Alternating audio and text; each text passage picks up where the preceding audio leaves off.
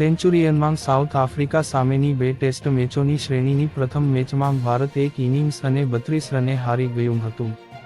ગુરુવારે 28 ડિસેમ્બર મેચના ત્રીજા દિવસે ટીમ ઇન્ડિયા બીજા દાવમાં 131 રનમાં ઓલઆઉટ થઈ ગઈ હતી.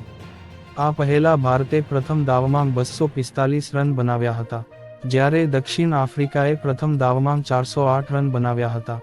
આફ્રિકાની ટીમને પ્રથમ દાવમાં 163 રનની લીડ મળી હતી. આ મેચ જીતીને દક્ષિણ આફ્રિકાએ શ્રેણીમાં 1-0ની અજેય સરસાઈ મેળવી લીધી છે. ભારતીય ટીમનું દક્ષિણ આફ્રિકામાં પ્રથમ વખત શ્રેણી જીતવાનું સપનું પણ ચકનાચૂર થઈ ગયું. હવે બીજી ટેસ્ટ 3 જાન્યુઆરીથી કેપટાઉનમાં રમાશે. ભારતીય ટીમ આ મેચ જીતીને શ્રેણી 1-1થી બરાબર કરવાની કોશિશ કરશે.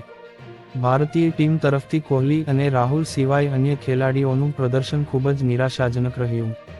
જ્યારે દક્ષિણ આફ્રિકાના ટીમના ખેલાડી બર્ગેરે પોતાની પ્રથમ મેચમાં જ ઉત્કૃષ્ટ પ્રદર્શન કરતાં પહેલા દાવમાં 3 અને બીજા દાવમાં 4 એમ મેચમાં 7 વિકેટ મેળવી હતી.